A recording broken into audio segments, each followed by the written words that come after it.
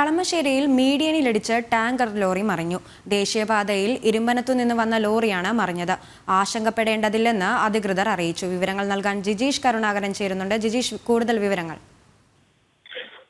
കൃഷ്ണപ്രിയ, ഇന്നലെ രാത്രിയായിരുന്നു ഈ ഒരു അപകടമുണ്ടായത്. എന്നാൽ വാതക ചോർച്ച ഉണ്ടായില്ല എന്നത് തന്നെയാണ് വലിയൊരു ആശ്വാസകരം. ഇതിൽ ഡ്രൈവർ മാത്രമായിരുന്നു ഉണ്ടായിരുന്നത്. ഉടൻ തന്നെ ഡ്രൈവറെ പുറത്തേക്ക് എടുത്തു. അടിയന്തര രക്ഷാപ്രവർത്തനങ്ങൾ നാട്ടുകാർ തന്നെ ആരംഭിക്കുകയും ചെയ്തു. അതിനുശേഷം ഫയർഫോഴ്സ് സംഘം എത്തി.